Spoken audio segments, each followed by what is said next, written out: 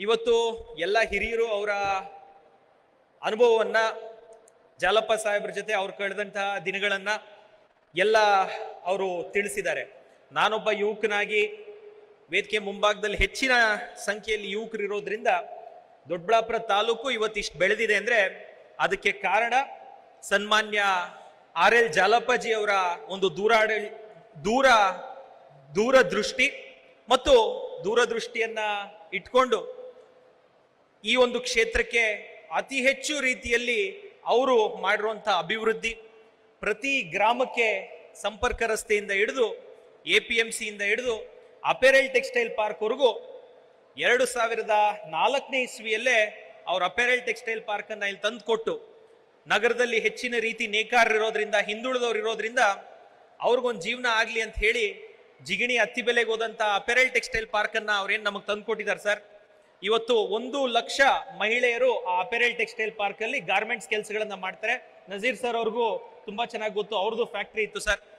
ಹಾಗಾಗಿ ಈ ವೇದಿಕೆಯ ಮುಖಾಂತರ ನಾನು ನಿಮ್ಮಲ್ಲಿ ಕೋರ್ಕೊಳ್ಳುವಂಥದ್ದು, ನಮ್ಮ APMC ಏನು ಜಾಲಪ್ಪ ಸಾಹೇಬರು ಸ್ಥಾಪಿಸಿದ್ರು, ಆ APMCಗೆ ಜಾಲಪ್ಪ ಸಾಹೇಬರ ಒಂದು ಹೆಸರನ್ನ ಇಡಬೇಕು ಅಂತ ಹೇಳಿ ತಾಲೂಕಿನ ಜನತೆಯ ಪರವಾಗಿ, ಎಲ್ಲ ನಮ್ಮ ಹಿರಿಯ ಮುಖಂಡರ ಪರವಾಗಿ ತಮ್ಮಲ್ಲಿ ಕೋರ್ತಾ, ಇದ್ರ ಜೊತೆಗೆ ಎರಡೆರಡು ವಿಷಯಗಳು ತಾಲೂಕಿನ ಜನತೆಯ ಪರವಾಗಿ ನಾನು ಕೋರ್ಕೊಳ್ಳುವಂಥದ್ದು. 2004ನೇ ಇಸ್ವಿಯಿಂದ ಗುಂಪು ಮನೆಗಳು ಸೈಟ್ಗಳು ಬಂದಿದೆ, ಮನೆ ಗ್ರಾಂಟ್ಗಳು ಬಂದಿದೆ ಸರ್. 2004ನೇ ಇಸ್ವಿಯಿಂದ ಇವತ್ತವರೆಗೂ ನಮ್ಮ ಕ್ಷೇತ್ರಕ್ಕೆ ಗುಂಪು ಮನೆಗಳು ಬಂದಿಲ್ಲ. 40 ಎಕರೆ ಜಾಗವನ್ನ ನಗರದ ಕಸ್ಬಾ ಹೋಬಳಿಯಲ್ಲಿ ರಿಸರ್ವ್ ಮಾಡಿದೀವಿ. ದಯವಿಟ್ಟು ಬಡವರಿಗೆ 17,600ಕ್ಕೂ ಹೆಚ್ಚು ನಿರಾಶ್ರಿತರು, ವಸತಿ ರಹಿತರು ದೊಡ್ಡಬಳ್ಳಾಪುರ ತಾಲೂಕಲ್ಲಿ ಇರೋದ್ರಿಂದ ತಮ್ಮ ಆಶೀರ್ವಾದದಿಂದ ಬಡವರ ಪರವಾಗಿ ಮನೆಗಳನ್ನ ಕೊಡುವಂತ ಒಂದು ಕೆಲಸ. ಮತ್ತು 2004ನೇ ಇಸ್ವಿಯಲ್ಲೇ ಜಾಲಪ್ಪ ಸಾಹೇಬರು ಕಾವೇರಿ ಪೈಪ್ ಲೈನ್ ಅನ್ನ ಹೆಬ್ಬಾಳದಿಂದ ದೊಡ್ಡಬಳ್ಳಾಪುರದವರೆಗೂ ಇಂಡಸ್ಟ್ರಿಯಲ್ ಏರಿಯಾವರೆಗೂ ತಂದಿದ್ದಾರೆ ಸರ್.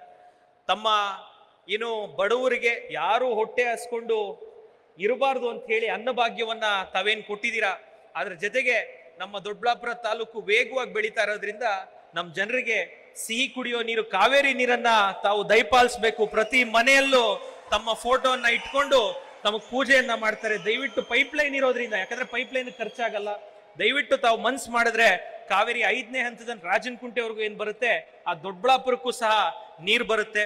ಇದ್ರ ಜೊತೆ ತಮ್ಮ ಅಮೃತ ಹಸ್ತದಿಂದ ಮಾರ್ಚ್ 3ನೇ ತಾರೀಕು ಕಳೆದ ವರ್ಷ ನಮ್ಮ DC ಆಫೀಸ್ ಎದುರುಗಡೆ ಜಿಲ್ಲಾಸ್ಪತ್ರೆಗೆ ತಾವು ಶಂಕುಸ್ಥಾಪನೆಯನ್ನ ಮಾಡಿದ್ರಿ.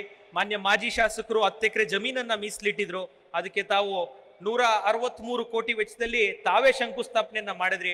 ಆ ಕಾಮಗಾರಿ ಒಂದನ್ನ ತಾವು ಚಾಲನೆ ಮಾಡಿಕೊಡ್ಬೇಕು. ದಯವಿಟ್ಟು ತಮ್ಮ ಆಶೀರ್ವಾದ ದೊಡ್ಡಬಳ್ಳಾಪುರ ತಾಲೂಕಿನ ಮೇಲೆ.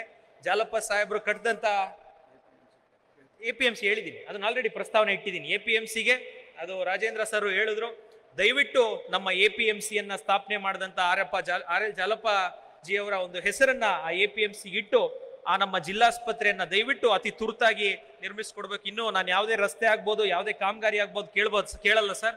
ದಯವಿಟ್ಟು ಕುಡಿಯೋ ನೀರು, ಆಸ್ಪತ್ರೆ ಮತ್ತು ಮನೆಗಳು, ಬಡವರಿಗೆ ಮನೆಗಳನ್ನ ತಾವು ದಯಪಾಲಿಸಬೇಕು ಅಂತ ಹೇಳಿ ತಮ್ಮಲ್ಲಿ ಕಳಕಳಿಯ ಪ್ರಾರ್ಥನೆಯನ್ನ ಮಾಡ್ತಾ ಈ ವೇದಿಕೆಯಲ್ಲಿ ಎಲ್ಲ ನಮ್ಮ RL ಜಾಲಪ್ಪ ಎಜುಕೇಶನ್ ಟ್ರಸ್ಟ್ ನ ವತಿಯಿಂದ ಈ ಅವಕಾಶವನ್ನ ಮಾಡಿಕೊಟ್ಟಂತ ಎಲ್ಲರಿಗೂ ಮತ್ತು ವಿಶೇಷವಾಗಿ ಮುಖ್ಯಮಂತ್ರಿಗಳು, ನಮ್ಮ ರಾಜ್ಯದ ಮುಖ್ಯಮಂತ್ರಿಗಳಾದಂತಹ ಸಿದ್ದರಾಮಯ್ಯ ಸಾಹೇಬರಿಗೆ ಧನ್ಯವಾದಗಳನ್ನ ಸಲ್ಲಿಸಿ ನನ್ನ 2 ಮಾತನ್ನ ಮುಗಿಸ್ತೀನಿ. ಧನ್ಯವಾದ.